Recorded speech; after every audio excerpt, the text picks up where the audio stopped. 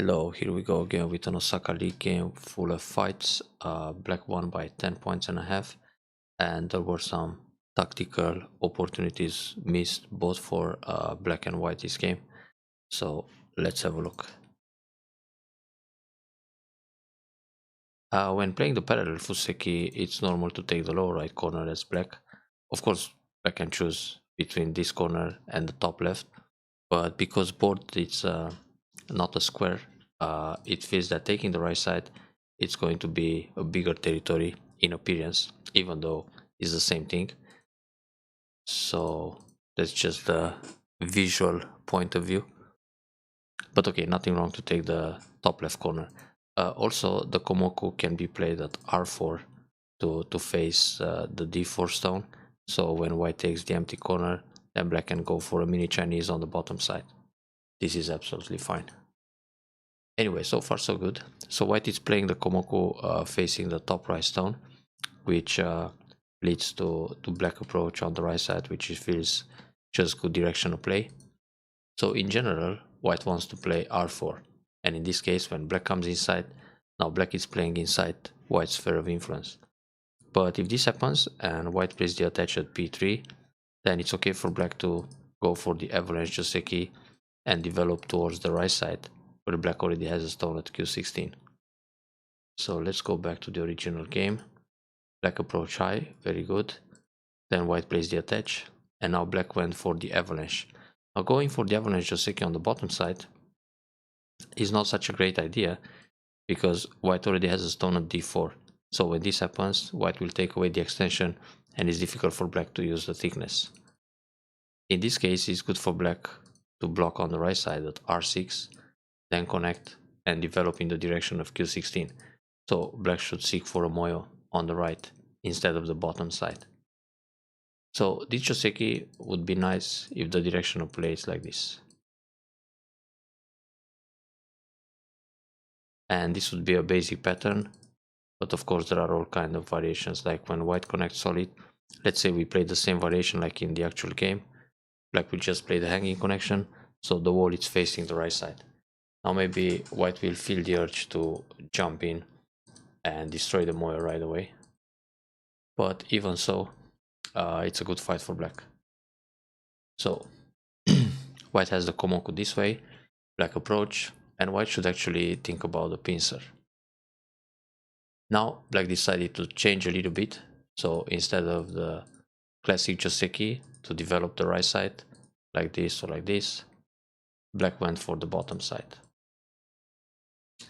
Now playing the solid move at r3, this avoids the complicated avalanche Joseki or Nadare, so black simply gets ahead.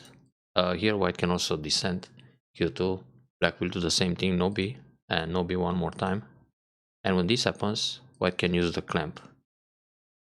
This Joseki, it's quite modern, and this way white takes the corner and black just has the wall on the outside, and also white develops the bottom side, so white doesn't allow black to expand the moya on the bottom area. And here white can play away again. If black destroys the corner, white can still leave. So that's a modern follow-up. Anyway, white plays solid, black steps ahead, that's good, and white jumps. Here white can hane and push. This is sente, and then white can still jump on the right or leave the position as it is and play away. Locally, it's also possible to play the wedge in sente, but this is white's privilege anyway, so that sequence can happen later too. Now white played here, black goes keima. Normally black ends the Joseki with o4 and decides later whether to go keima p8 or approach on the right side at r9, or just leave the position as it is and expand the bottom, approach, and then extend back. Keima here is good too. It's a light move, so if white plays away, black immediately attaches and then plays somewhere else. But white doubles up, so that's a proper defense, this r8. It may feel a little slow, but it's a solid move. So now black came back to play o4. This seems a little bit slack, so black already got a nice position in a light way here on the bottom, so it's more interesting to play either f3 or c6. If this happens and white defends, then black extends back. It's not a problem when white plays the clamp or honey under or even the peep. So for black, it's not that urgent to play o4 because the bottom side is not going to become a large territory for black anyway. What I mean, when black plays a move like this, white can approach n3, black needs to separate, and then white extends back towards d4. So black's group is just going to be a floating group in the middle eventually, so it's not going to build much on the bottom. Therefore, this o4, even if it's a nice shape, can be skipped. So white approaches the top left, that's a good move. Black defends, white extends back. It's slightly better for white to play the two-space jump on the third line, fix the base, and it's safer to be on the third line. Besides, it's good relationship with d4. Playing on the fourth line, it's slightly bad for white. I mean, well, it's not as good as the third line because black can come inside at c10, and then when white double up, black will make a base. But if white already has the stone on the third line, if black comes in, white can pincer. White doesn't have to play another move. So that's the difference. Now black played the inside approach, but it's actually not necessary. It's good enough to play outside. f3, then extend back on the bottom to set up the moyo, and continue the fuseki normally. And later on think about the invasion on the left side. So if white plays a move here, black can still go san-san. If white defends the corner, black can jump in at c10. So with the inside approach, maybe black is hoping that white will defend calm, and then black will make a base on the left side. And here, white needs another move to stay safe. But white played a pincer. This pincer makes sense to give a better sense to d12. So black can play a double approach. That's a nice idea. It can also be the high one, because now black wants to develop a very big moyo on the bottom side. So when playing the high double approach, this will lead to a bigger bottom. Later on, descend and Atari Sente, then jump again. So double approach low, also playable. White can still attach on the left side. It's the same Joseki. And this will end up kote for black, so now white can play in the top. Anyway, it's okay here, it's playable too. Black here can think about the san-san. There are two ways for white to continue. One is to block the corner. And this will be a fine follow-up for black because it's going to develop the bottom side with a lot of territory. And if white blocks the bottom to prevent that big territory, this is also okay for black because now black damaged the left side. So white's potential kind of disappears. Attach is possible too. So here white is playing the modern way, just block the corner, but then the attach. This is playable too, but in this case white can play solid. Now black might push from behind, give up the stone on the left side, and just expand the moyo on the bottom. So when white plays this move, black should push first. It's also possible to cut like it happened in the game, but in general black will push, on in the corner, Atari once, and then extend on the bottom or push along, or just leave the position like this. Black doesn't need to connect b2 right now. White already has the extension at c8, so there's nothing to do on the left side. And well, black can play tenuki right away, because if white captures the stone, black will still be safe on the bottom side. So this cut, it's a bit more aggressive but playable too. Oh, white made a big mistake here. White should just block b5 if black goes Atari connect, and then black captures a stone. Now white is sente, so white discarded the c3 and plays away. Playing from the inside, this is very dangerous. Black turns with Atari, very good. And now black has several ways to finish this corner.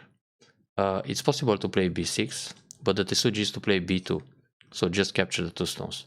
Now white will take one stone, and later there is still Aji, so white even needs to capture this guy, but right now it's okay. This is switching the corner, the b2, it's a very important move to know, because if white turns to c2 black will connect under, and there are only 2 liberties. And in the meantime, black still has 3 liberties on the outside. So black will always win this semi. Now, of course, black can push to expand the liberties on the left side and still kill the corner on a larger scale. So if white just blocks, black will push again, then white plays double hane, black can connect, white will connect here against Atari and capture, and again, black can play the Tesuji, or simply make 2 eyes. And the corner group is dead as it is. This is only 1 eye, and the cut here is not a problem. White is going to be captured faster. So this was supposed to be black's corner. Now let's see the game variation. Black connected, white hane, block, hanging connection threatening 2 eyes, and black is going for the kill. So again, black can hit the vital point, b2, and then descend. This is a faster way to kill the corner, because even if white takes away liberty at c7, black can go down first. This is threatening, oh wait, it's better to go down here actually. If white takes a liberty, then Atari from the outside. And if white connects, everything is in Atari. If white hane, black will capture, and Atari again. So white is actually forced to connect solid at c2. And now black will go down to a3. If white connects, there are 1, 2, 3 against 2. Atari, take, and inside Atari, only 2 liberties, so black can play away. Now, if white takes away a liberty from the outside, black will play Atari a3, and then when white captures 2 stones, black will inside Atari. When white hane, or Atari on the outside, just capture everything. So this semi is won by black already. But on the other hand, black can play c7, then hane, then push again. Now if white decides to leave at b2, it's not a problem, because this life in the corner is worth like 15 points, and black can hane and push to damage more on the left side, then come back and protect the bottom. So the damage here on the left and the territory that comes on the bottom is clearly more than just white's life or kill in the corner. So this would be a pretty good deal for black, to damage the left and also expand the bottom, while white just lives small with 3 points in the corner. But playing e1 kind of gives more liberties to white, and in fact black could still kill here. So white can play the key point b2, black needs to kill at d1, then white takes away liberty, black will take the ko, and now white can fight the ko in order to win the race. Otherwise this is still slow, so black is faster in the semi. Now when white went down, black hits the vital point, white played here, and this is black's mistake. Black should go down a2. a2 is the move that gives white on the spot, eyes for white on the spot. So if black would play away, white can leave with a2, which means a2 is the mutual point to kill or leave in the corner. So now if this is played, when white takes a liberty on the outside, black can Atari, and white has to protect. And now there are 2 liberties, so black again can Atari, white captures. Actually black can play away now, push 1 time and then play a big point, and there are 3 liberties on the outside against 2 in the corner. So when hane, Atari, when take, Atari, when Atari, capture everything. So there were several ways to kill this corner, and black found a move that actually kills himself by 1 liberty. So white did very well here to play Atari in the corner, take 2 stones, black needs to take 1 back, and this cut is not necessary. White should just take away liberty at c7. So now the semi goes as follows. Black needs to connect in order to approach. White will take away an outside liberty, Atari, take away another outside liberty, black captures 2 stones, white takes 1 back. When black plays Atari, white has time to kill. So from a semi where black was supposed to win by 1 liberty, now white will win by 1 liberty. Well, this can happen. It's because of the reading skills are not very accurate. So white cut here in order to gain some liberties, but it really wasn't necessary. When white played this move, f1, black can come back to win the semi. I mean, push like this because the corner is dead anyway. So just expand the liberties on the outside. And now push again, then play somewhere else. Because if white plays here, black can go down, and on this Atari from the outside. And well, if Atari here always connect, if Keima just defend with Kosumi or solid. Also, black can always play Atari on 2 stones, or actually 3 stones. So there's nothing to worry about actually. Even if white plays here, black will win this semi faster. So white remains with one eye in the corner. So there's another way to punish white in this corner. Playing h1 was a missed opportunity because it's completely unnecessary. And luckily it's better to play Atari here.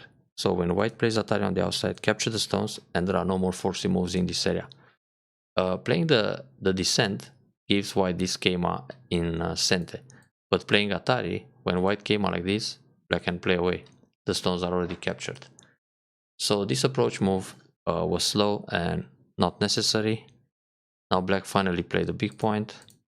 The kick is questionable because white is strong on the right side, so simply defend the corner without. If white comes inside, it's much easier to reduce the right side when white doesn't have a move at q14, so shoulder hit or invade right away. But once you play the kick, white gets an ideal shape and it's difficult to get inside. Now instead of playing the jump, it's more interesting to jump on the left side, threatening to invade and expand the top. So if this happens, Keima, the more in the top will get bigger and reduces the left side. Anyway, I guess O14 has pretty much the same idea. It's just that it doesn't affect the territory or the shape on the right side. Black can play Kosumi here, Hane, everything Sente, and then push like this or Keima to expand the bottom. That's another plan too. So white comes in, crosscut. This can be dangerous. When crosscut, white can play Atari and connect. Black needs to cover and then capture the top stones. So this way, white will leave inside and black still needs to worry about the connection. But already, oops, white got a lot of profit leaving in the top. So white missed the way to fix the base, Atari and Atari. So still, white can play Nobi, for example. If black covers, just capture the 2 stones in the top. If black turns or Atari and go out, white will push through and then surround the corner. So white is ready to give up some stones. And here black played away, but when white connects here, white can capture a g18. So black should turn and connect to the top.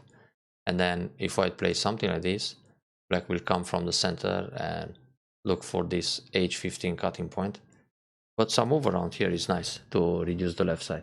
It's obvious that white will always play this move, threatening to save the guys on the bottom.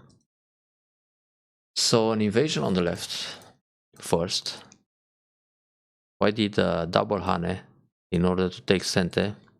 And here black can actually connect. If black connects and white goes in the corner, black can jump out and the group in the corner, it's in trouble. Like this is dead. And like this is going to live in a ko. But right now, it's big for black to capture this stone or turn in the top. So black shouldn't give up the 2 stones in the top. And white needs another move to leave. If white doesn't play b18, there's a classic ko situation in the corner. Black can start with a18, descend, and throw in to fight the ko and kill it. So white is not completely alive in that corner.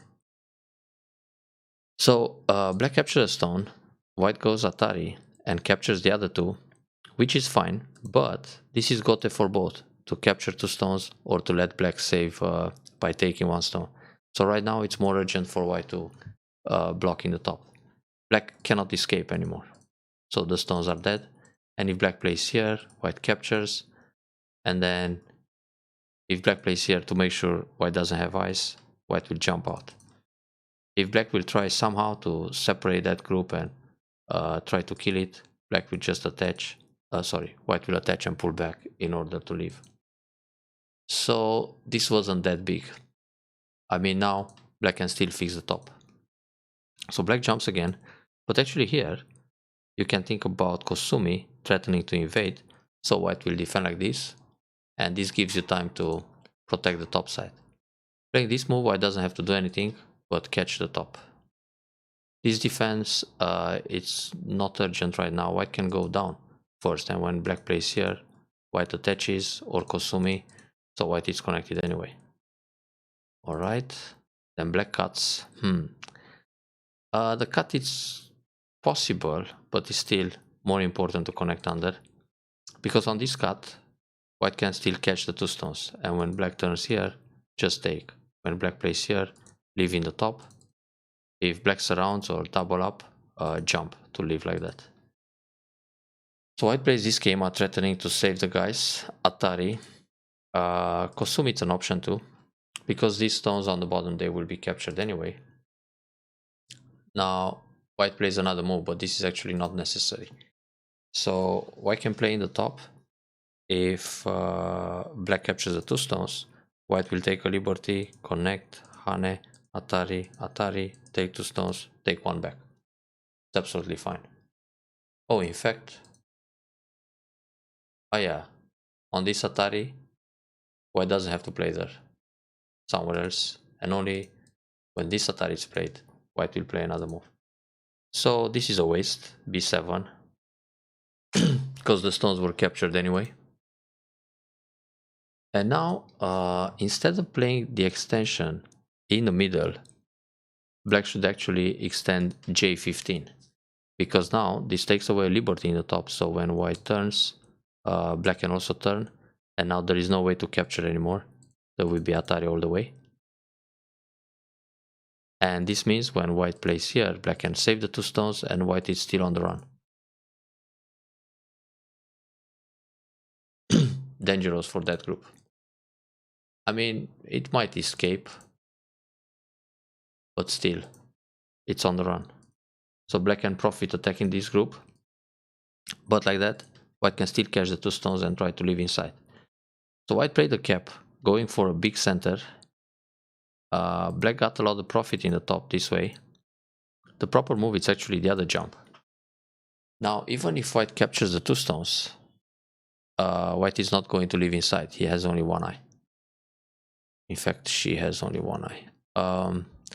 So when Kosumi here, this still leaves the threat for a snapback that can give white some eye shape and then capture the two stones.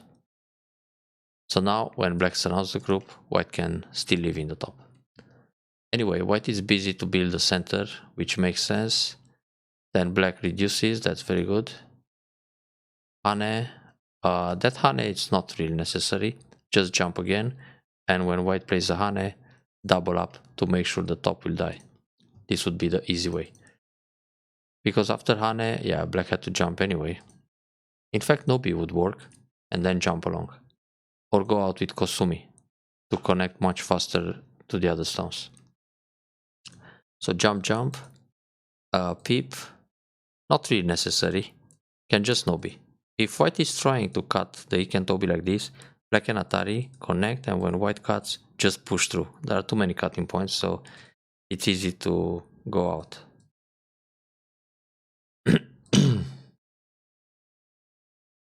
Yeah, this way white is just captured. So white will probably never try to cut the Iken Tobi like that.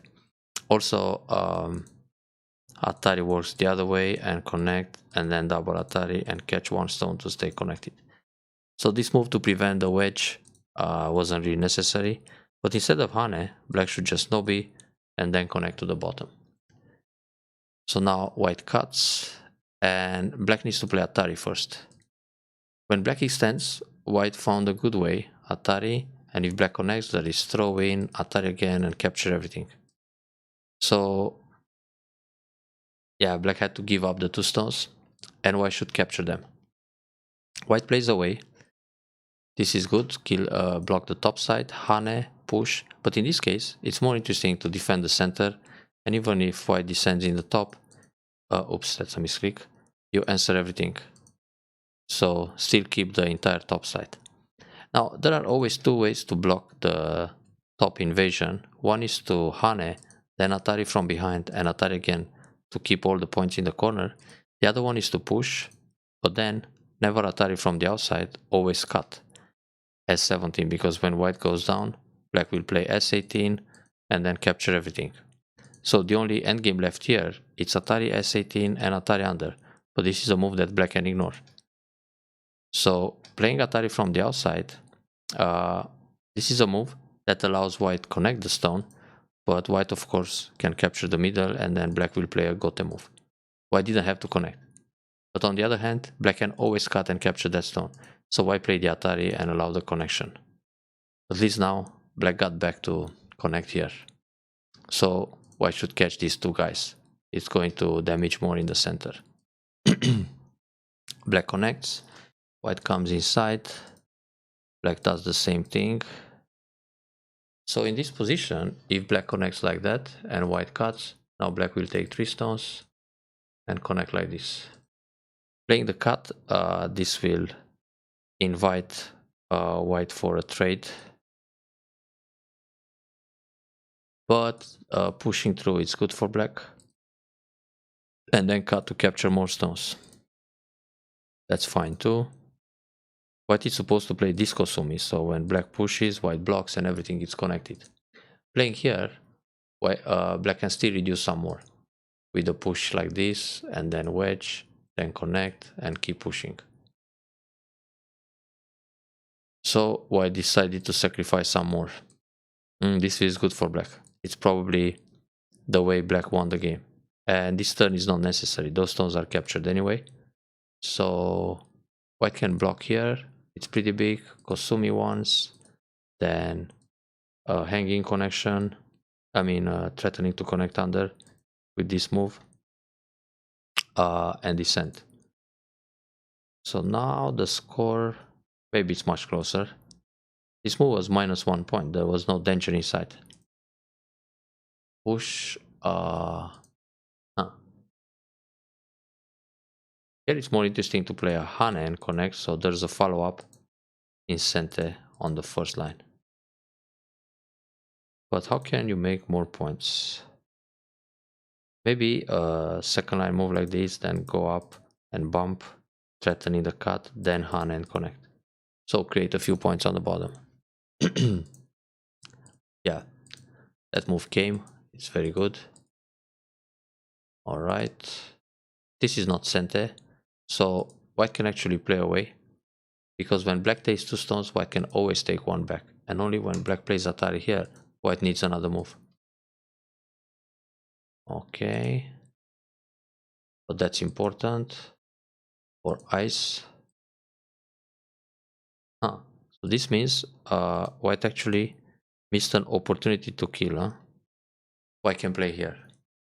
But in fact, white is not going to kill because black still has K2 and descent. And now make the 2i. But at least white can get some profit. So instead of taking the stone when it's not necessary, white can play Kosumitsuki like this, then take away the eye. Black is forced to make 2 eyes. Okay, black will take 2 stones, white takes back, then make 2 eyes, and then white can play another move. But it's too late to redeem the 10-point loss or difference. So really hard to come back at this stage. This move is not necessary. What was the reading behind that decision? So if black plays away, and then let's say Atari and connect, and white cuts, there are 2 ways to respond. One is Atari and push down, and then there are 2 liberties against 4. And the other one, it's Atari from the top and push again.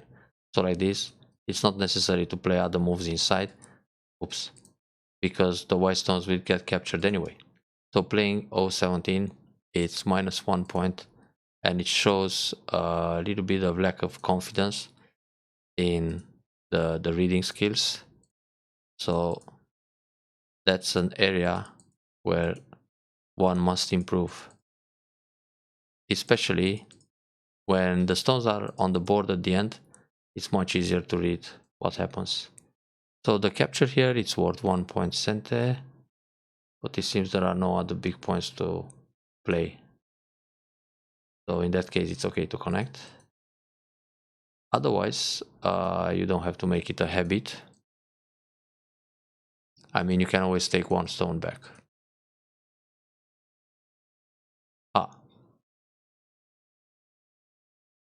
This turn, it's not necessary either. I mean, white could always capture the 2 stones, but now it's too late to do that. So let's say black plays away, white goes for the 2 stones. Black will squeeze like this, and then just double up in the top to make sure there is only 1 eye. So this is -1 point also. And now count the game. So this lower left corner was supposed to be all black. And then in the top, white should capture the 2 stones earlier and make life. Also in the middle, black did better than white in these fights where h12 group died. And that's probably how black won the game. And also it's very important to remember to Atari S17 instead of R18 in the end game. S17, it's always going to capture the Sun invasion. Alright, I hope you enjoyed this review and win more convincing next time.